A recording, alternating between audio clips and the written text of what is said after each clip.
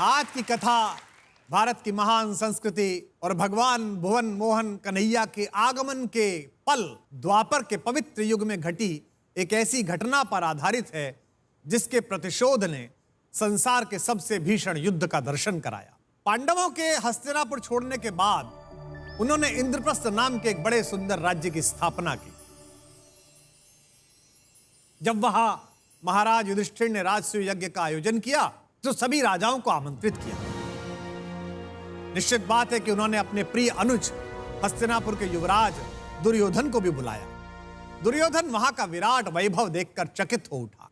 उस भव्य महल को आश्चर्य से देखते हुए अचानक वो एक ऐसी जगह पर पहुंचा जहां कोई ऐसा पत्थर था जो पानी था और पत्थर लगता था, और वह उससे टकरा गया, वह पानी में गिर गया। उसे गिरता देखकर ऊपर खड़ी हुई पांडवों की पत्नी महारानी द्रौपदी ठहाके लगाकर हंस पड़ी, और हंसने के क्रम में उन्होंने एक ऐसी बात कही जो किसी को भी चुभ सकती थी। अंधे का पुत्र अंधा, यह सृष्टि का अपना चमत्कार है।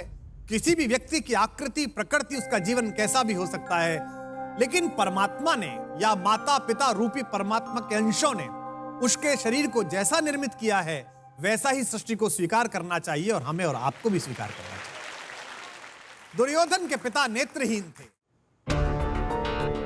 द्रौपदी का एक कटाक्ष उसके हृदय में तीर की तरह चुभा। वह वापस लौटा और उस दिन से उसके मन में पांडवों को नष्ट करने की योजना बनने लगी। दुर्योधन के स्वभाव में दुष्टता और कुटिलता का सबसे बड़ा कारण उसके मामा शकुनी थे, क्योंकि मामा शकुनी उसकी हर गलत सलाह का समर्थन करते थे। दुर्योधन ने जब शकुनी को यह बात बताई तो शकुनी ने कहा कि अपनी सेना नष्ट मत करो भांजे, पांडवों को द्यूत के लिए आमंत्रित करो, जुए के लिए आमंत्रित करो और उन्हें प्रलोभन दो, और मैं अपने इन सिद्ध पासों से उन्हें निपटा लूंगा। हारने के बाद जो तुम्हें चाहिए वो तुम ले लेना, सारी संपत्ति तुम्हारी हो जाएगी, वे तुम्हारे दास हो जाएंगे। दुर्योधन को विचार अच्छा लगा। उसने निमंत्रण भेजा और प्रलोभन में फंसे पांडव हस्तिनापुर पहुंच गए। राज्यसभा में द्यूत क्रीड़ा का खेल प्रारंभ हुआ। पांडवों के बड़े भाई महाराज युधिष्ठिर क्रमशः अपना राज्य, संपत्ति, सेना हारते रहे, और जब कुछ भी लगाने के लिए नहीं बचा तो उन्होंने अपने भाइयों को दांव पर लगाया। जब सारे भाई भी हार दिए गए तो उन्होंने अपनी महारानी द्रौपदी तक को दांव पर लगा दिया। दुर्भाग्य से सारे दांव भी हारे गए। जब महारानी द्रौपदी जुए में हार कर उनकी दासी बन गई तो दुर्योधन को वह अपमान याद आया जो उसका हस्तिनापुर से बाहर इंद्रप्रस्थ के राजभवन में हुआ था। अंधे का पुत्र अंधा। प्रतिशोध की तामसिक अग्नि में झुलस रहे दुर्योधन ने मर्यादा की सारी रेखाएं पार की। हारे हुए पांडव नतशिर बैठे हुए हैं और अहंकार से अट्टहास करता हुआ दुर्योधन दुशासन को आदेश देता है कि उस अहंकारी द्रौपदी को घसीटते हुए राज्यसभा में मेरे सम्मुख उपस्थित किया जाए।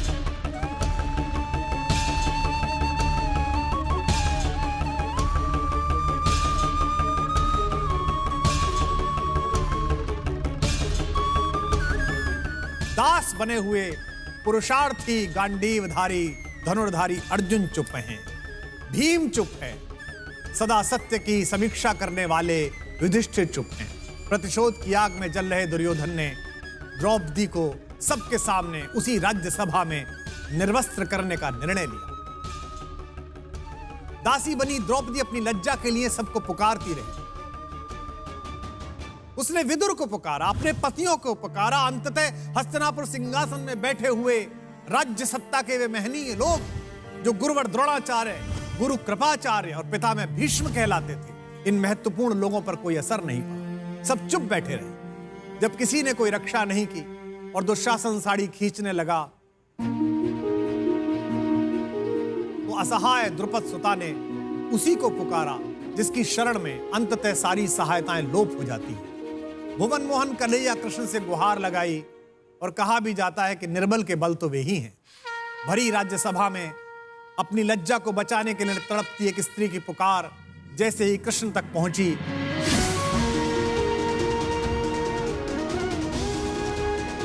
उन्होंने साड़ी को इतना बड़ा बना दिया कि दंभी दुशासन के हाथ थक गए, बेहोश हो गया, लेकिन प्रभु की कृपा का वस्त्र समाप्त नहीं हुआ और द्रौपदी निर्वस्त्र नहीं।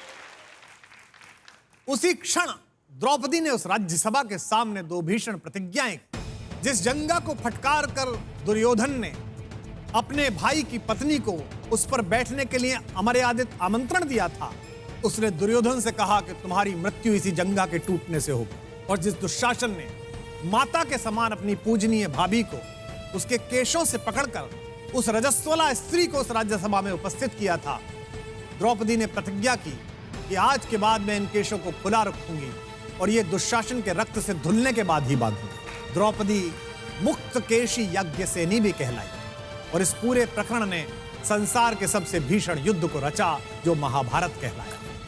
यह तो कथा थी जो सबको पता है, लेकिन इस कथा का सार क्या है? इसका सार यह है कि व्यक्ति को कभी भी किसी भी व्यक्ति को अकारण अपमानित करने से बचना चाहिए। केवल एक वाक्य ने, केवल एक उपहास ने इतना बड़ा युद्ध उपस्थित किया, इसलिए हमें सदा वाणी पर नियंत्रण रखना चाहिए। इस कथा का एक सार और भी है। धर्मराज, युधिष्ठिर, अर्जुन, भीम जैसे परम प्रतापी योद्धाओं के सामने उनकी लज्जा निर्वस्त होने के लिए आतुर थी, उसे निर्वस्त करने के लिए दुशासन आतुर था, लेकिन वे कुछ नहीं कर पाए क्योंकि उन्होंने स्वयं को भाग्य के भरोसे छोड़ दिया। जुआ भाग्यवादी होने का प्रतीक है। जब भी आप स्वयं के पुरुषार्थ को भाग्य के सामने समर्पित कर देते हैं, जब भी आप भाग्यवादी होकर कर्म करना बंद कर देते हैं, तब आपका सारा पराक्रम, तब तक आपका सारा पौरुष आपके सामने ही, पूरे संसार के सामने लज्जित, पराजित और ग्लानि से भर जाता है।